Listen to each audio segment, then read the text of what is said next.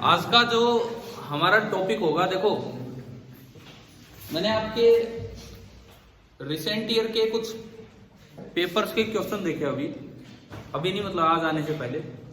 तो उसमें क्या था कि मोशन में हम ग्राफ पे फोकस कर ही रहे थे, लेकिन एक और टाइप है जो शायद हमने कम पढ़ा है। बीच बीच में ना काफी बार ऐसा हो रहा है कि यूनिट्स पे सवाल आ रहे हैं, यूनिट्स पे। अब जैसे उसमें एक किसी रीजन में कोई क्वेश्चन था कि पार्सेक किसकी यूनिट है ना। तो हमें मोशन से भी ज्यादा बेसिक चीज है यूनिट्स।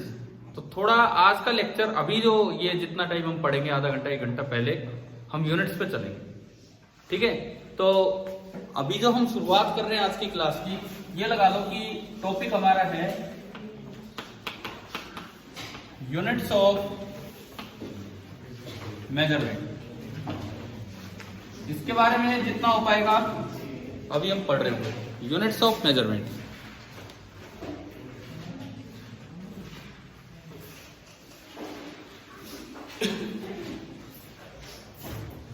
जो कौन सा फंडामेंटल सिस्टम है जो हम यूज करते हैं मेनली, एमकेएस, और उसको थोड़ा मॉडिफाई करके बाद में बना दिया गया था एसआई, ठीक है। MKS stands for metre kilogram second, length in metre, mass in kilogram and time in second. लेकिन उसी को मॉडिफाई किया, उसमें थोड़े और बदलाव किए, थोड़ा रैशनलाइज सिस्टम किया गया। मतलब जैसे उसमें क्या था कि अलग अलग तरह की एनर्जी की अलग अलग यूनिट है। बाद में बोला गया भाई हर तरह की एनर्जी की एक यूनिट बना दो, क्या, जूल, जिसको एसआई यूनिट हम बोलते हैं। तो ये वाला सिस्टम है, और हम मेनली 2 याद रखते हैं, एक एसआई एक सीजीएस, ठीक है। अब जैसे मैं एक देख रहा था उसमें एनटीएससी पेपर में रिसेंट ईयर में 1-2 सालों में किसी रीजन में था, और ये पूछ रखा है कि 1 लीटर, उसमें सिंपल ये था 1 लीटर, और उसमें पूछे कि कितने सेंटीमीटर क्यूब होते हैं। 4 ऑप्शंस आपको दिए, सीधा ये सवाल आया हुआ। तो हमें ना अब देखो, ये तो कोई लॉजिकल क्वेश्चन तो है नहीं कि भी बहुत भारी लॉजिक लग रहा है। किसी को याद है तो कर देगा, नहीं तो गया 1 नंबर। तो थोड़ा इस तरह की चीजों को समझने के लिए आज की क्लास ले रहे हैं। तो 1 लीटर हमें याद होना चाहिए, 1 लीटर इज 1 डेसीमीटर क्यूब। और कभी भी डेसी और मीटर मतलब प्रीफिक्स लगे तो आपको ब्रैकेट लगा के क्यूब नहीं लगाना है। ब्रैकेट तब लगता है जब 2 चीजों पे क्यूब लगाना हो। ये 2 नहीं है, ये तो एक ही है। डेसी अलग नहीं है, डेसीमीटर एक ही है पूरा। और 1 डेसीमीटर में होते हैं 10 सेंटीमीटर। तो ये 10 सेंटीमीटर का क्यूब है, और ये आपका कितना हो गया, 1000 सेंटीमीटर क्यूब। अब रिसेंटली एनटीएससी के किसी रीजन में ये 1 नंबर का क्वेश्चन आया हुआ है फिजिक्स में। अब किसी को नहीं पता तो वो तो कर ही नहीं पाएगा फिर ये, और पता है तो डेफिनेटली सही हो, ठीक है। तो कुछ इस तरह की चीजें हम आज कवर कर रहे होंगे इस क्लास में, यूनिट्स एंड मेजरमेंट के ऊपर। तो हम शुरुआत करें अपने एसआई सिस्टम पे। तो 2019 में एसआई सिस्टम ने कुछ डेफिनेशंस भी चेंज कर दी। 2019 तक कुछ और डेफिनेशन थी। जैसे मैं एग्जांपल दूं, मास की एसआई यूनिट क्या होती है, 1 किलोग्राम। पहले यूं बोला जाता था कि भाई एक सिलेंड्रिकल ब्लॉक रखा हुआ है पेरिस में, फ्रांस में, वहां चले जाओ, वहां पे प्लेटिनम इरिडियम अलॉय का वो सिलेंडर है, उसका जो मास है वो कितना है, 1 किलोग्राम। और उससे पूरे विश्व के मास कंपेयर होके 1 kg, जिनको बाट बोलते हैं, बाट, वो 1 के आ जाते हैं वेट। तो लेकिन ये कोई बहुत सेटिस्फैक्ट्री डेफिनेशन नहीं थी यार। यूं क्या मतलब है, वहां कोई सिलेंडर रखा है, उसका मास है वो 1 kg। तो ये कोई बहुत अच्छी डेफिनेशन नहीं थी। 2019 में एसआई सिस्टम ने कुछ डेफिनेशन चेंज की। अब सवाल कैसा आ सकता है, आपसे एग्जैक्ट डेफिनेशन नहीं, आपसे वो ये पूछ लेगा कि ये चीज अब किस कांस्टेंट की टर्म्स में डिफाइन की जा रही है। बिकॉज एसआई ने अब जो यूनिट नई डिफाइन की है वो केवल और केवल कांस्टेंट्स का यूज करके ही डिफाइन की है।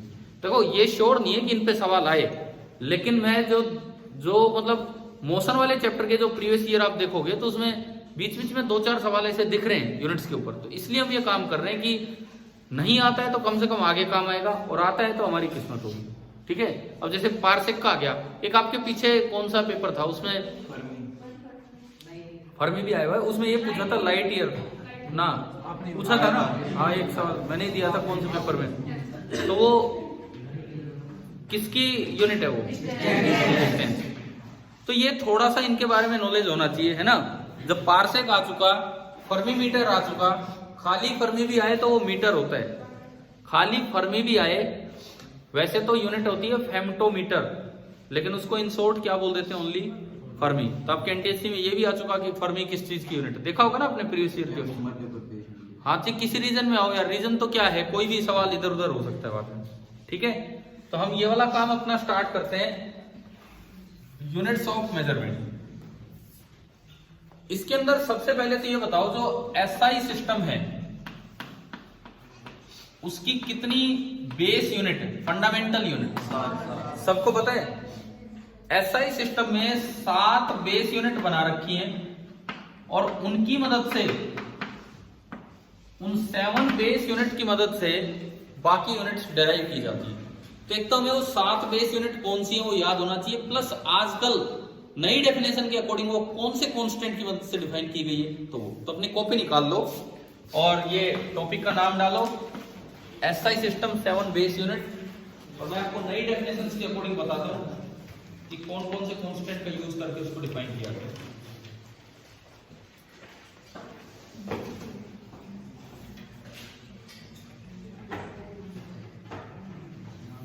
सबसे देखो, आप एक टेबल से बना लेंगे, टेबल में पहले लिखेंगे फिजिकल क्वांटिटी, उसके बाद लिखेंगे यूनिट, यही ऐसा यूनिट, और उसके बाद डेफिनेशन। डेफिनेशन पूरी नहीं लिखेंगे, किसका यूज करके डिफाइन किया बस वो यूज करेंगे। आप एक टेबल बना लीजिए, फिजिकल क्वांटिटी पहली चीज, फिजिकल क्वांटिटी, उसके बाद उसकी एसआई यूनिट, एंड उसके बाद डेफिनेशन में भाई किस चीज का यूज किया गया।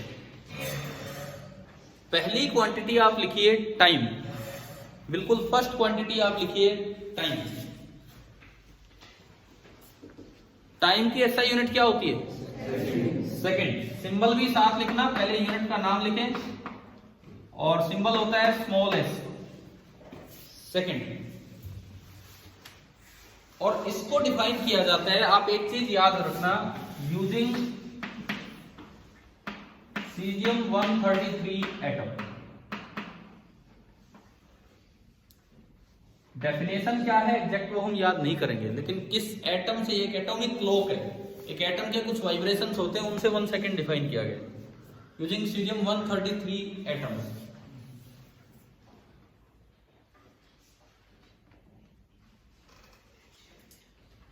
अब मैं आपको वैसे बता देता हूं, लिखना मत, इसमें ना कुछ ट्रांजिशंस चलते रहते हैं सीजियम 133 एटम में। तो 1 सेकेंड किसको बोला जाता है, जितनी देर में 9 अरब 19 करोड़ 26 लाख 31,770 वाइब्रेशंस हो जाते हैं। अब सोच के देखो, 9 अरब, इतने से टाइम में 9 अरब आगे 26 करोड़ जो भी है, लेकिन मैं दोबारा एक बार ये बोल रहा हूँ, 9 अरब 19 करोड़ 26 लाख 31,770 वाइब्रेशन। हमें ये वैल्यू याद नहीं करनी है, इतना याद रखें बस 1 सेकेंड को डिफाइन कौन से एटम से किया गया है, सीजियम 133, ठीक है, एक एटॉमिक क्लॉक है।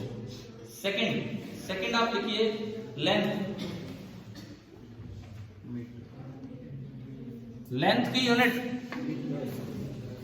मीटर की स्पेलिंग क्या होती है यूनिट के तौर पे, TRE, TER मत करना, वो तो वोल्टमीटर एमीटर में आता है। सिंबल क्या होगा वो ब्रैकेट में लिखना, छोटा m, सिंबल होगा स्मॉल m।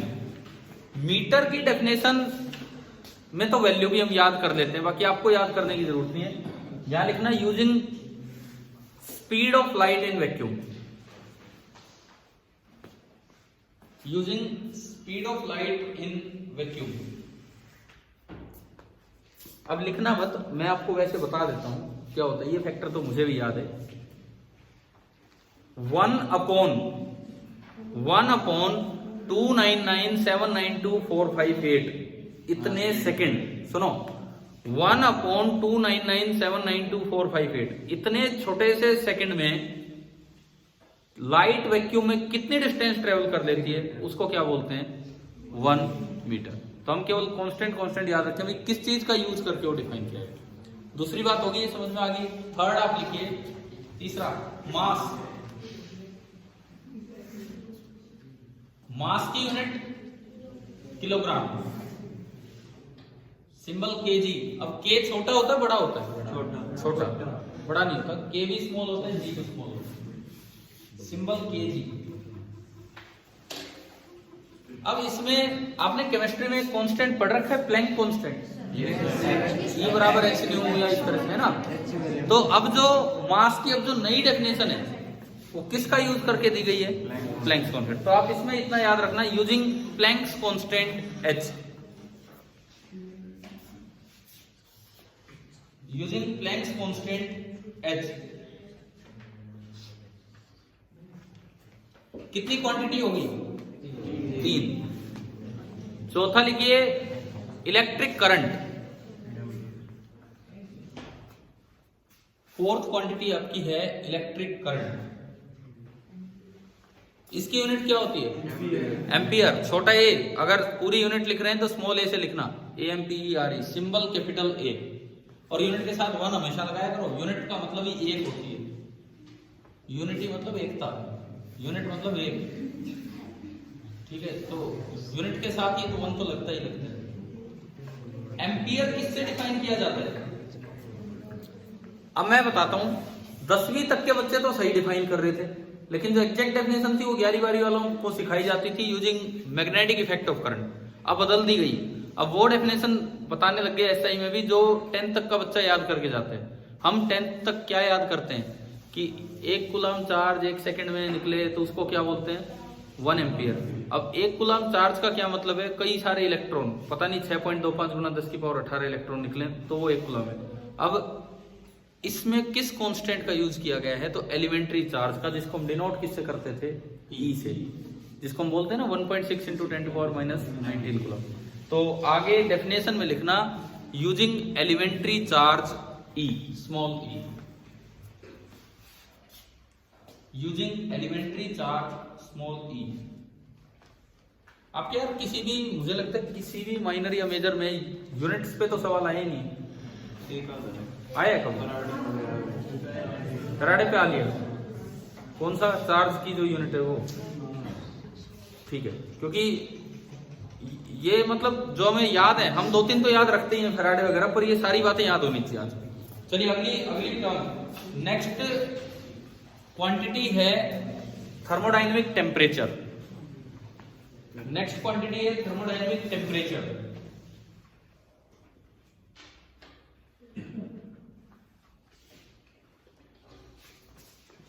इसकी यूनिट, ऐसा यूनिट क्या होती है? केल्विन। पूरा लिखें, डिग्री मत लगा देना, पूरा लिखें तो छोटे के से स्टार्ट कीजिए, केल्विन, और सिंबल कैपिटल के, सिंबल है कैपिटल के। अब इसको भी एक नए कांस्टेंट से डिफाइन किया जाता है अब 2019 से, यूजिंग बोल्ट्जमैन कांस्टेंट। क्या केमिस्ट्री में बोल्ट्जमैन कांस्टेंट पढ़ लिया? R/एवोगैड्रो number, universal gas constant upon Avogadro number. शायद इसकी वैल्यू होती है 1.38 × 10⁻23 SI में। तो आप लिख लो बस इतना, using Boltzmann constant, BOLTZMANN, using Boltzmann constant.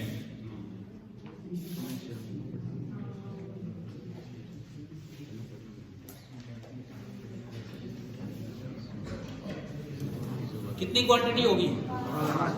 6 लिखिए, अमाउंट ऑफ सब्सटेंस।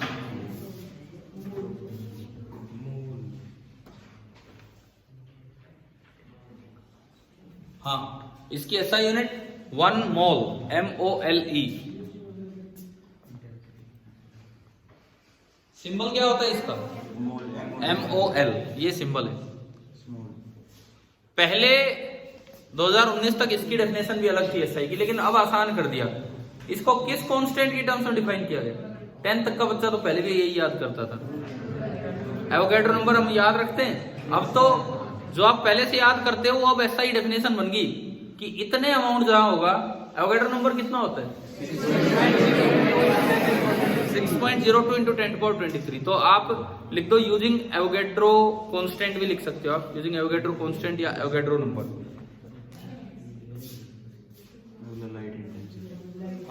आखिरी क्वांटिटी आप लिख लो ल्यूमिनस इंटेंसिटी। ल्यूमिनस इंटेंसिटी जिसकी एसआई यूनिट छोटे सी से ही स्टार्ट करना है, कैंडेला, और सिंबल भी इसका छोटा छोटा ही होता है, CD।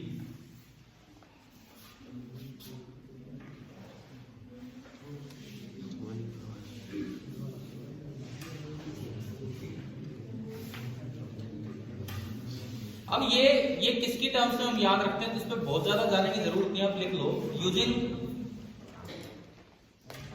Using a fixed numerical value,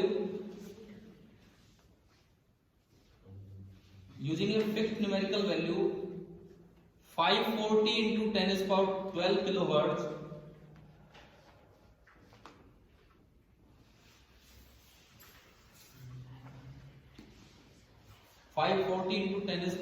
kilohertz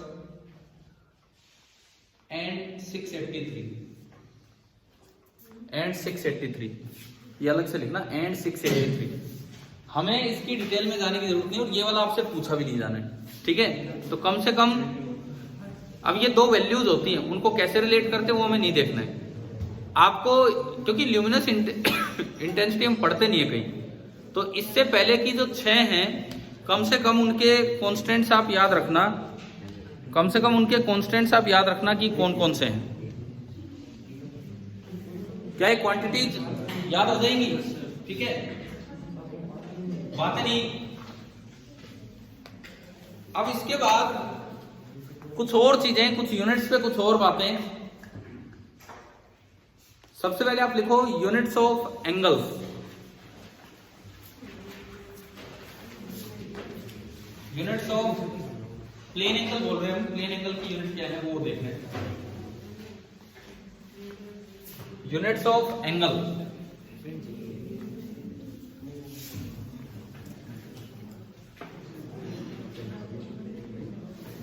देखो भाई एंगल की यूनिट्स देखिए किस तरह से क्या डिफाइन हो रही है। एसआई यूनिट क्या होती है, रेडियन। तो पहले तो लिख दो एसआई यूनिट बराबर 1 रेडियन, छोटा आर से स्टार्ट करना।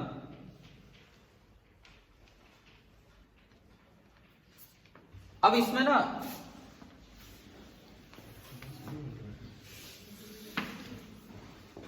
दो बातें आप दिमाग में रखना। ये एंगल है 1 रेडियन सपोज, तो इसका आपने 60वां हिस्सा कर दिया 1/60, तो ये क्या बनता है, उसको क्या बोलते हैं, 1 आर्क मिनट। इसका नहीं, 1 रेडियन का नहीं, 1 डिग्री का। मैं पूरा एंगल ले रहा हूं 1 डिग्री, पूरा एंगल में ले रहा हूं 1 डिग्री जो हम यूज करते हैं, ठीक है। उसका 60th पार्ट होता है 1 मिनट, लेकिन मिनट तो लगता है टाइम की यूनिट है, तो आर्क मिनट इसका पूरा नाम होता है। और उसका भी 60th पार्ट 1 आर्क सेकंड, जिसपे डबल डैश लगाए जाते हैं। अब वैसे हम याद रखते हैं कि 1 डिग्री अगर इसको रेडियन में कन्वर्ट करना हो तो इसको मल्टीप्लाई करते हैं π/180 डिग्री से। रेडियन से रेडियन ना, डिग्री से डिग्री कैंसिल, और पाई की वैल्यू होती है 3 ऐसा मत कर देना पाई 180 रखा और ये भी काट दिया। ये पाई की न्यूमेरिकल वैल्यू है, यानी कि 1 डिग्री में इतने रेडियन है। अभी हम याद करेंगे कि क्या बनेगा। 1 आर्क मिनट, इसको बोला जाता है 1 आर्क मिनट। इसका मतलब होता है 1/60 डिग्री। और एक होता है ये डबल डैश लगा के, ये क्या होता है 1 आर्क सेकंड, और इसका मतलब होता है 1/60 मिनट, ठीक है। सबसे पहले तो आप ये 3 चीजें लिख लो एंगल के बारे में। ये डायग्राम भी बनाने की जरूरत नहीं है, ये लिख लीजिए आप। इनके आगे एक एक लाइन की जगह रखना कि रेडियन में ये कितना होता है न्यूमेरिकली, वो मैं आपको बताऊंगा।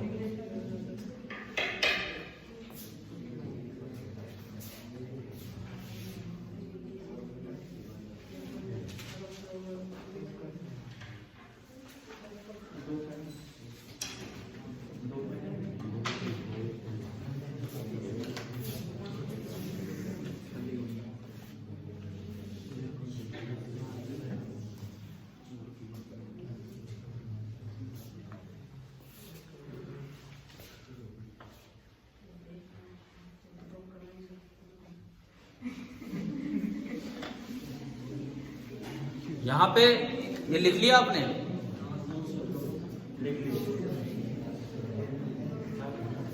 अब इन तीनों की वैल्यू लिख दो रेडियन में, साइंटिफिक नोटेशन में कितनी वैल्यू होगी। पहला लिखिए, पहला 1 डिग्री बराबर 1.745 इंटू 10⁻² रेडियन, 1.745 इंटू 10⁻² रेडियन,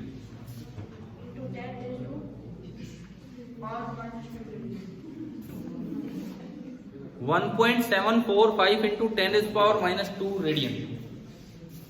दूसरा आप लिखोगे जो 1 आर्क मिनट होता है, ये कितना होता है 2.908 इंटू 10⁻⁴ रेडियन। पहले -2 था, अब -4 है। और तीसरा जो है 1 आर्क सेकंड, दूसरा लिख लिया सभी ने। थर्ड लिखिए 4.847 इंटू 10⁻�6 रेडियन, 4.847 इंटू 10⁻�6 रेडियन। अब इसमें केवल और केवल 3 चीजें हैं जिन पे कुछ अजीबोगरीब क्वेश्चन आ सकता है, जैसे फर्मी वाला आया, पार्सेक वाला आया। तो उन्हीं 3 चीजों पे हम कंसंट्रेट करेंगे, क्योंकि 9th 10th तक मास, लेंथ और टाइम, इन्हीं तीनों पे। तो हम इनकी रेंज एक बार याद करें कि जो ऑब्जर्वेबल चीजें हैं, ऑब्जर्वेबल जो फिनोमिना है या जो थिंग्स है हमारे आसपास, उनमें मास, लेंथ और टाइम की रेंज कहां से कहां तक है। तो नेक्स्ट हेडिंग आप डालना, range of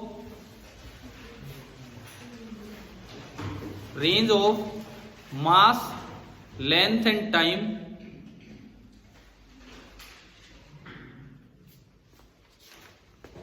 observable around us. Range of mass, length and time observable around us. सबसे पहली बात, मास की रेंज।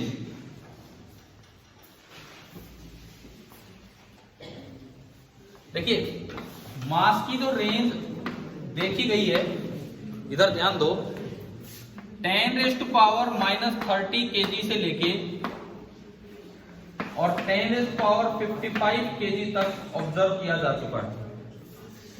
ये मास है, मास की रेंज लिखो, 10⁻⁻30 kg से 10⁻+55। अब ये भी मैं आपको बता देता हूं, ये तो नियरली किसका मास होता है, इलेक्ट्रॉन का मास कितना होता है 9 को 10 ले लो, 9 नियरली 10, तो कितना हो गया 9.9, यही तो हो गया। ठीक है, तो ये तो लगभग मास ऑफ इलेक्ट्रॉन है, और ये है मास ऑफ यूनिवर्स। पता नहीं कैसे नाप लिया।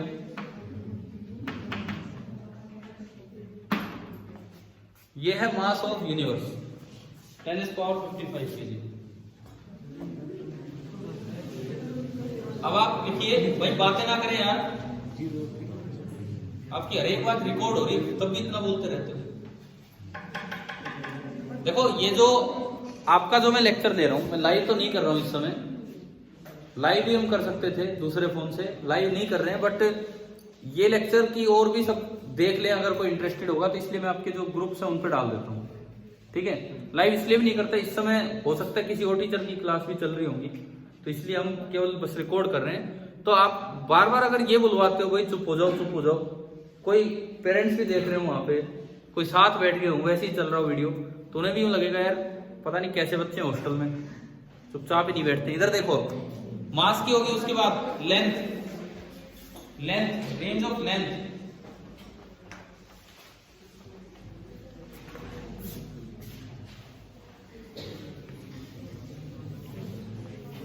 लेंथ की जो रेंज है 10⁻⁻15 मीटर से लेके 10⁻26 मीटर, यहां तक लेंथ की रेंज ऑब्जर्व की गई। आप इसको और भी क्या बोल सकते हो, फेम्टोमीटर, या फेम्टोमीटर को ओनली एक वर्ड देना हो तो क्या बोले, फर्मी। अब वो एनटीएससी में क्या सवाल आया था मुझे याद नहीं है, आपके वो दिए गए हैं प्रीवियस ईयर क्वेश्चंस, क्या स्मॉलेस्ट मेजरेबल लेंथ पूछी हो या स्मॉलेस्ट लेंथ जो ऑब्जर्व की गई वो भी, या वैसे पूछा है 1 फर्मी मीटर का मतलब क्या है? 1 फर्मी मीटर का मतलब क्या है? ठीक है, तो ये तो 1 FM 1 फर्मी, ये तो है nearly size of a proton, this is the size of a proton. और ये जो है फिर वही बात, साइज ऑफ यूनिवर्स। यही नहीं पता कितना बड़ा है अभी तक जो लग रहा है ना, जहां तक देख पाए, जहां तक ऑब्जर्व कर पाए, वैसे तो एक सुना होगा बिग बैंग थ्योरी, एक्सपेंड करता रहता है, लेकिन लगभग ये कौन सी चीजें हैं जो साइंटिस्ट कह रहे हैं कि भाई इतना तो फैल चुका है, तो वो है ये, हाँ, जहां तक वो ऑब्जर्व कर पा रहे हैं। अब लेंथ में कुछ और भी यूनिट्स होंगी जो इंपॉर्टेंट यूनिट है, जो आपके एनटीसी में आई है, उन पे हम आएंगे। अभी एक बार एक और चीज पे चलें, किसकी बच गया? टाइम। तो तीसरी चीज पे आप चलिए, टाइम।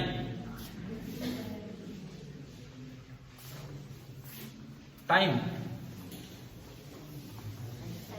टाइम की रेंज है 10⁻⁻24 सेकेंड, 10⁻17 सेकेंड। अब इसमें सुनो, ये क्या चीजें हैं, ये दोनों किसके टाइम है वो सुनिए आप। ये तो है जो सबसे ज्यादा अनस्टेबल पार्टिकल है, जो बहुत जल्दी खत्म हो जाता है, उसकी लाइफ। तो इसके आगे तो लिख दो life time of the most unstable particle, life time of the most unstable particle. और जो दूसरा है वो है predicted as of universe.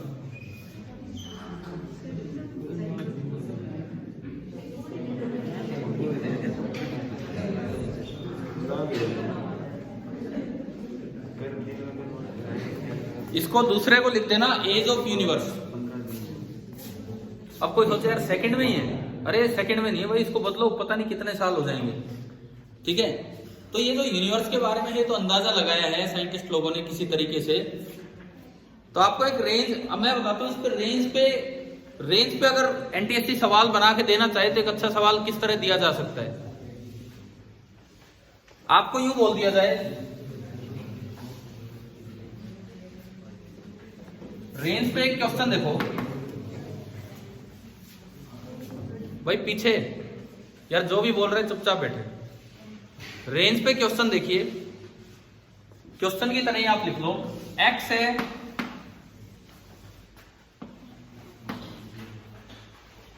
M maximum upon m minimum, ये जो ऑब्जर्व किया हमने इसके बारे में।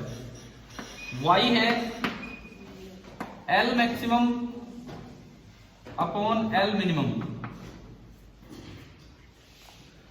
और जेड दे दिया T maximum upon T minimum. Suppose इस तरह से सवाल आ जाए, ठीक है।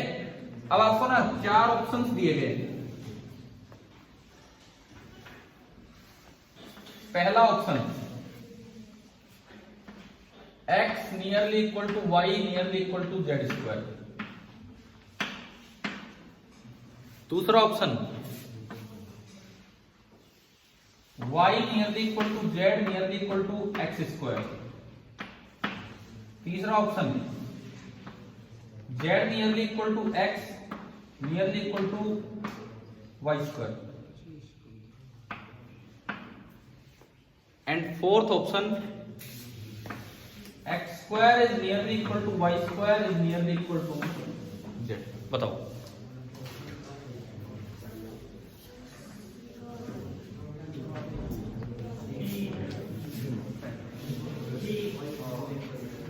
भाई, आपके पास तो रेंज लिखी हुई है, आप तो देख के बता सकते हो।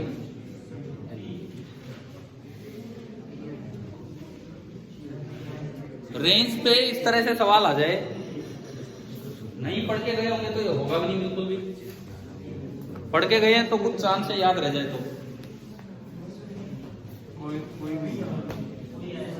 पहले तो ये बताओ लगभग दो सेम कौन से दिख रहे हैं, वाई और जेड। वाई और जेड कहीं सेम दिखा रखे हैं इसमें? डी में, बी में वहाँ रूट एक्स आता एक मिनट, है।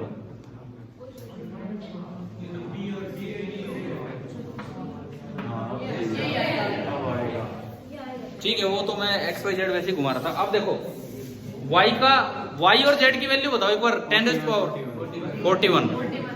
अब देखो अपने अभी आपने रेंज लिखा, ये भी नियरली 10 रेज़ पावर 41 बन रहे हैं, ये भी नियरली 10 रेज़ पावर, 41। तो ये दोनों तो इक्वल है। जब y और z इक्वल हैं तो y और z या तो ये हो सकता है और या फिर ये हो सकता है, इन दो में कोई मिलेगा y और z। अब x इससे भी स्क्वायर होके जा रहा है या इससे आधा आ रहा है, क्या हो रहा है? स्क्वायर हो गया। x में 10 की पावर 80 को भी क्रॉस कर रहा है, वो 84 85 जहां भी जा रहा है, तो नियरली इसका स्क्वायर जा रहा है ना 82 टाइम्स। भाई अगर आप इसका स्क्वायर नियरली लगा रखा है, इसीलिए 41 की पावर 2 तो 82 होगी, तो कौन सा ऑप्शन सही हुआ? डी वाला, ये वाला ऑप्शन सही होगा। अब ये तो एक्चुअली बहुत नया सवाल है, कहीं नहीं आया है, ना जेई में, ना नीट में, ना कहीं और। मतलब रेंज पे भी ऐसे सवाल बन के आ सकते हैं, तो क्या पता एनटीएससी में कहीं रेंज वेंज की जरूरत पड़े तो इस तरह आ जाए।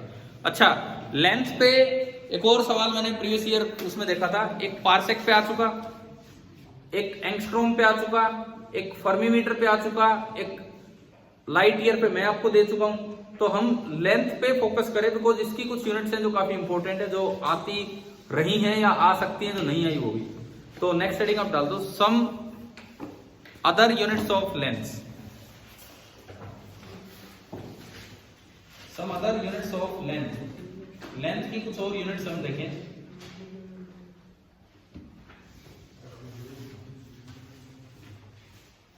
देखिए ये आ गया ना समझ में, एक्स वाई जेड वाला।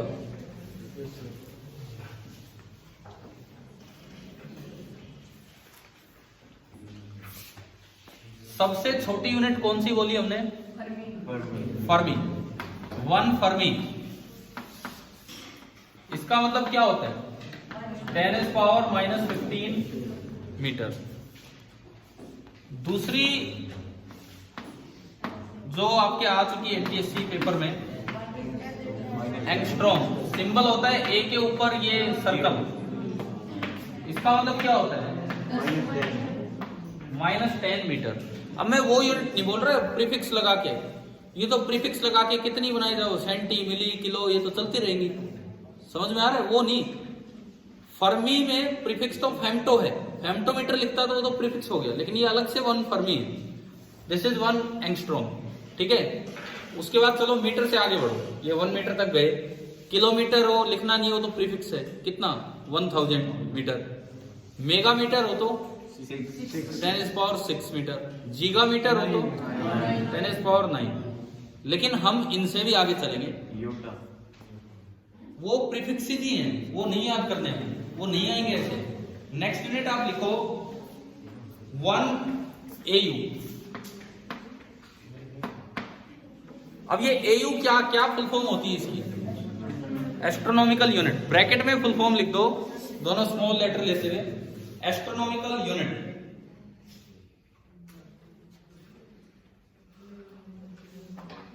पहले तो इसकी वैल्यू लिख लो मीटर में,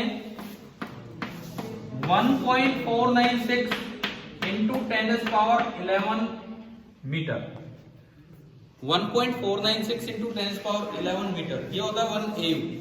अब वैसे होता क्या है, ठीक है, हम कन्वर्जन याद रखें, भाई ये फैक्टर भूल भी गए तो कम से कम ये याद होना चाहिए, ये जरूरी होता है ना। क्या होता है 1 AU? 1 AU बोला जाता है average radius of earth orbit around sun.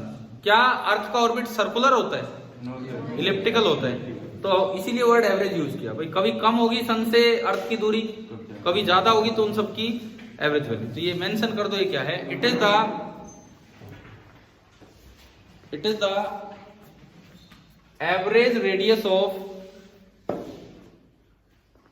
it is the average radius of Earth's orbit, average radius of Earth's orbit around the sun, sun के अराउंड या फिर कभी यूं पूछ ले, सवाल ही आ गया, what is the average distance between sun and earth, यही होगा। अब वो एयू में ऑप्शन है या मीटर में है तो आप देख लेंगे, समझ गए हो, डिस्टेंस यही है। अगली यूनिट आप लिखें 1 स्मॉल l स्मॉल y,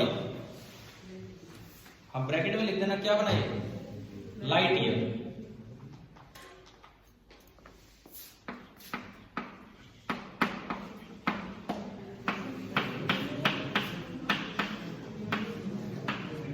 ये लिख दो, 1 लाइट ईयर की वैल्यू होती है 9.46 इंटू 10⁻15 मीटर, 9.46 इंटू 10⁻15 मीटर।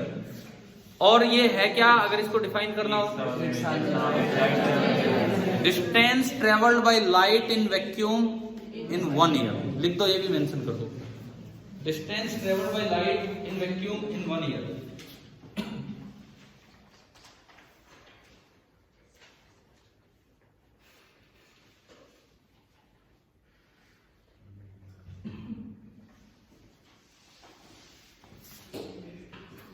और अगली और लास्ट यूनिट हम वो लिख रहे हैं जो आपके एनटीएससी पेपर में आ चुकी है।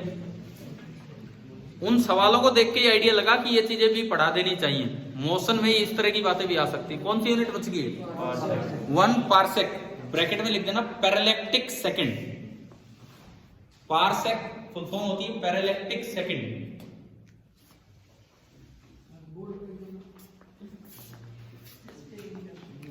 वन जो पार्सेक है दैट इज पैरेलैक्टिक सेकंड, ये होती है 1 पार्सेक, पैरेलैक्टिक सेकंड। और इन तीनों में सबसे बड़ी है, 10 की पावर से आइडिया लग जाएगा ये कितनी है, 3.08 इंटू 10⁻16 मीटर, 3.08 इंटू 10⁻16 मीटर, ये होता है 1 पैरेलैक्टिक सेकंड। ठीक है, ये यूनिट इतनी है। अच्छा आप सुनो, लिख लिया ना आपने, देखो ये वैल्यूज याद करके जाना है, बिकॉज आपके उसमें पेपर में मैंने कहा फर्मी पे क्वेश्चन आ लिया, एंगस्ट्रॉम पे क्वेश्चन आ लिया, एनटीएससी में पार्सेक पे क्वेश्चन आ लिया, अपने माइनर या मेजर में या कोई फिजिक्स टेस्ट में लाइट ईयर डाला था, हाँ उसमें भी आ चुका हो क्या पता नहीं हमें। एयू बचा है तो मैं भी उस पर आ जाए या आ चुका हूं। तो हमें अगर देखो आप लॉजिकली बहुत अच्छी तैयारी करके गए हो, लेकिन आपको एक जरूरी बातें याद नहीं है, तो वहां तो कोई लॉजिक लगने ही वाला नहीं है। ठीक है, अब 1 पार्सेक होता क्या है, आपने इनको तो बता दिया, 1 एयू बता दिया, 1 लाइट ईयर बता दिया। 1 पार्सेक क्या होता है ये भी सुन लो, 1 पार्सेक का मतलब सुनिए क्या है। अगर आप एक सर्कल में चलें, अगर आप एक सर्कल में चलें और कितनी लेंथ आप चल के आगे हैं,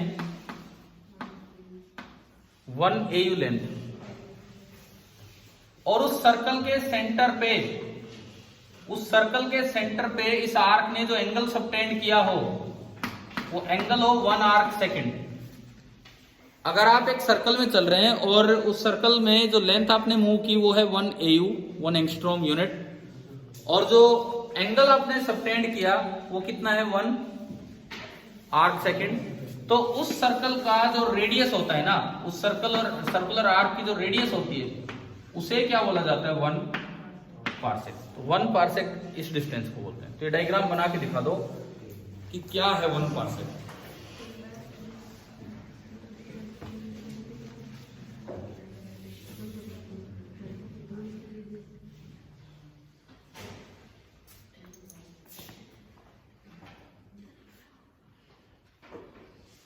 ये आपका होता है 1 पार्सेक।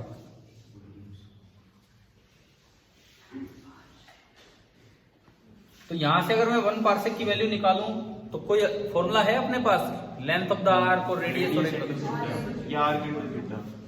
देखो length of the arc is equal to radius into angle. तो आर कितना हो गया, L/θ। आप वेरीफाई करो एक बार ये फॉर्मूला, क्योंकि मैं आपको इसकी वैल्यू बता चुका हूं, एक आर्क सेकंड में कितने रेडियन है वो बता चुके हैं, और ये वेरीफाई करो, ये यहां से ये रिजल्ट आपको तीनों की वैल्यू पता है ऐसा यूनिट में।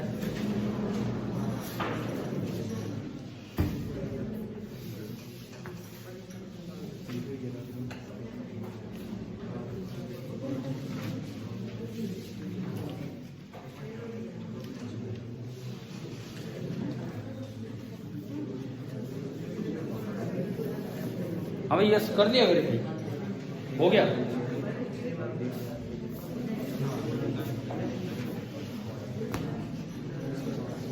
R इंटू थीटा कीजिए, R में 10 की पावर कितना आ रहा है 16, सबसे बड़ी है ना।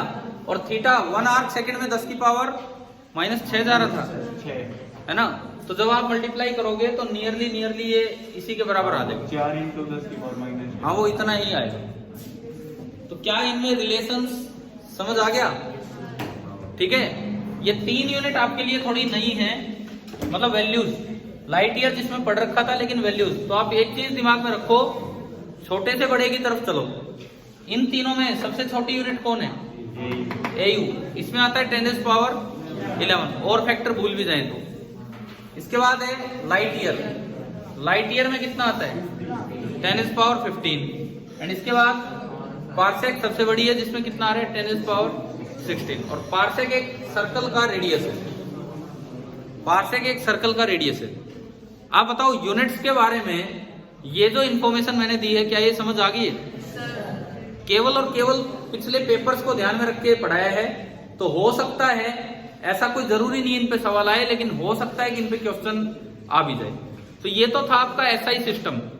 अब SI सिस्टम में ये हमने एंगल पढ़ा, रेडियन और ये सब यूनिट। ये प्लेन एंगल होता है कि सॉलिड एंगल? प्लेन। दरअसल बोला जाता है कि SI यूनिट में बेस यूनिट्स के अलावा 2 सप्लीमेंट्री यूनिट और होती है। देखो, एक होती है बेस यूनिट, एक होती है डेराइव्ड यूनिट। एक होती है बेस यूनिट, एक होती है डेराइव्ड यूनिट। डेराइव्ड यूनिट क्या होती है? जैसे मीटर पर सेकेंड, जो बेस यूनिट से डेराइव हो। मीटर और सेकेंड को कंबाइन किया तो क्या बन गया? क्या वेलोसिटी की यूनिट पीटर है? कोई हमने सुना है क्या कोई नया नाम कि वेलोसिटी इतने पीटर या कुछ और?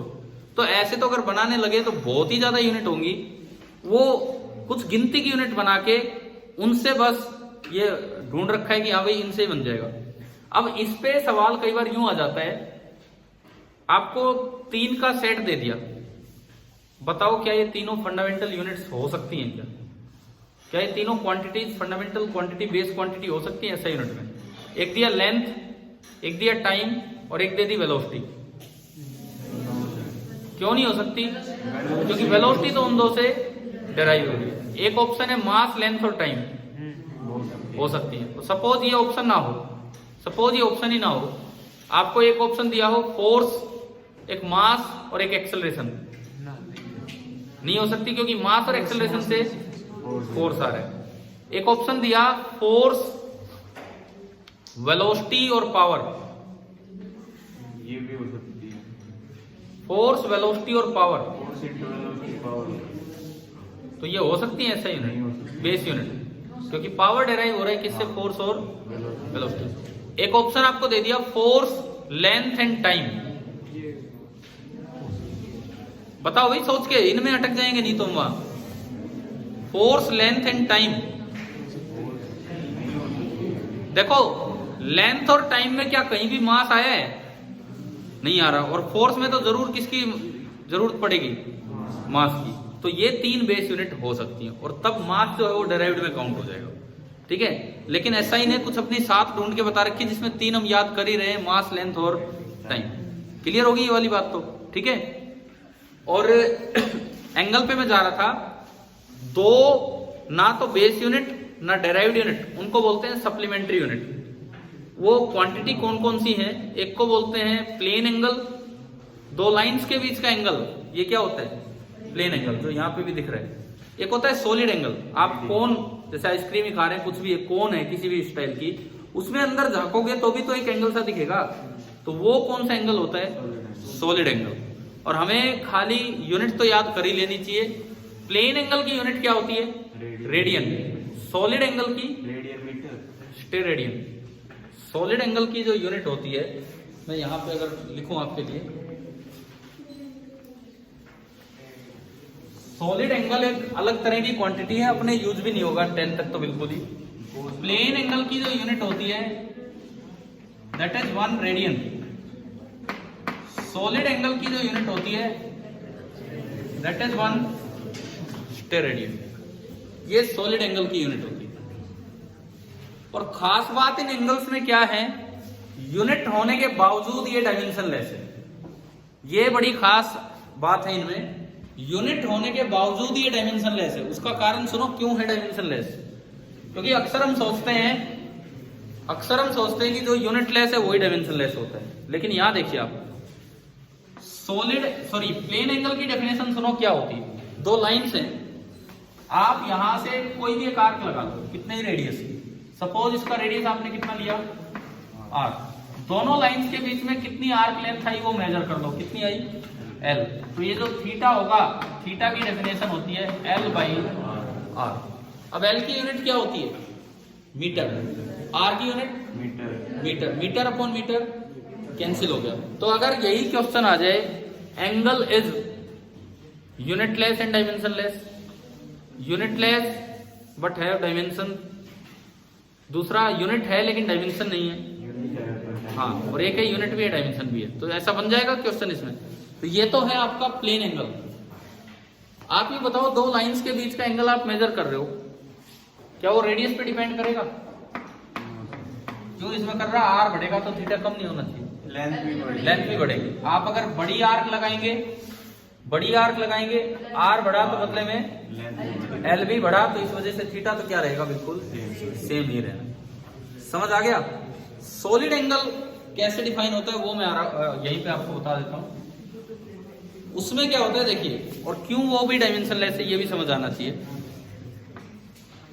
एक कोई स्फीयर है, ये सर्कल नहीं है, पूरा एक गोला है, स्फीयर है, ठीक है, ये इसका सेंटर है। मैंने इस स्फीयर का एक छोटा सा पार्ट कंसीडर किया। अब ये पार्ट एक लाइन नहीं है, यूं है, यूं ये पार्ट है पूरा। आपने उसको, उसके हर पॉइंट को इससे जोड़ दिया, कोई पीछे बनेगा, कोई आगे बनेगा, इस तरह से, ठीक है। तो यहाँ बीच में क्या होगा, बीच में एक सर्कुलर सा एंगल नजर आएगा हमें, इसको क्या नाम देते हैं हम, सॉलिड एंगल। आप बाकी को काट दो, और ये जो कौन सा बन गया इसको बोलते हैं सॉलिड एंगल। मान लो इस स्फीयर का रेडियस है r, और ये जो सरफेस एरिया है, जो स्फीयर का सरफेस एरिया जो इस कोन के अंदर आया वो s है। तो ये जो सॉलिड एंगल है जिसको सिंबल क्या देते हैं हम, ओमेगा। अरे ओम कहां से आ गया भाई, ओम का कोई लेना देना नहीं है, ठीक है। सिंबल का नाम तो ओमेगा, वो तो ऐसा यूनिट ऑफ रेजिस्टेंस की तरह लिखे तब ओम है। तो ये जो ओमेगा है दिस इज कैपिटल ओमेगा, छोटा ओमेगा डब्ल्यू की तरह होता है। इसकी डेफिनेशन है S अपॉन आर स्क्वायर, और यूनिट तो है स्टीरेडियन। अब आप बताओ ये डायमेंशनलेस है कि नहीं? एरिया किस में होता है, मीटर स्क्वायर, और आर मीटर स्क्वायर, तो मीटर स्क्वायर से मीटर स्क्वायर कट गया। तो एंगल और सॉलिड एंगल, दोनों ही एंगल, प्लेन और सॉलिड एंगल, दोनों सप्लीमेंट्री यूनिट है एसआई सिस्टम की। दोनों की यूनिट्स होते हैं लेकिन दोनों डायमेंशनलेस, एक की यूनिट रेडियन और एक की यूनिट स्टेरेडियन। ये स्टेरेडियन वाला हमारे काम नहीं आता, लेकिन याद तो रखना ही चाहिए कि क्या है क्या नहीं। तो अब आप बताओ, जो इस क्लास का जो पर्पस था मेनली था, मैं यूनिट्स ऑफ मेजरमेंट पे एक क्लास ली है, क्या ये समझ आ गया है कि नहीं? और मैं आपको फिर से बोलता हूं, अब तो आखिरी 10 दिन के करीब का टाइम बचा है। अभी भी अगर आपने प्रीवियस ईयर क्वेश्चन नहीं किए हैं, मैंने लगभग आपको सारे दे दिए थे, अभी भी अगर आपने प्रीवियस ईयर क्वेश्चन नहीं किए हैं तो भाई कर लीजिए, क्योंकि उन्हीं से तो एक आइडिया लगने वाला है। क्योंकि उसमें ना, अब जैसे ये मैं कह रहा हूं, मैंने आप आज सुबह देखे प्रीवियस ईयर क्वेश्चन कुछ मोशन के, तो ग्राफ तो ठीक है मेरे ध्यान में था, परंतु यूनिट्स वाला पार्ट थोड़ा मिस हो रहा था, तो हम इसीलिए क्लास लिए। आप लोग भी पढ़ेंगे तो कई अलग अलग बातें सामने आएंगी, कई ऐसे सवाल होंगे जो हो सकता है किसी टॉपिक में ना आया हो, लेकिन वो अपने आप में फिर आपको याद करना होगा या समझना होगा क्या है, ठीक है। तो अगले कुछ दिनों में एटलीस्ट अपने प्रीवियस ईयर क्वेश्चन तो कर ही लीजिए, और जो भी क्लासेज होगी हम, आपको कोई डाउट हो, कोई टॉपिक या कोई क्वेश्चन, तो आप अलग से पूछ लिया करो। नहीं तो मैं कुछ, जैसे नया ही टॉपिक था आपके लिए ये भी, तो इस तरह से कुछ टॉपिक्स अपने बना के बीच बीच में आपको पढ़ाया करें। ठीक है भाई, थैंक यू।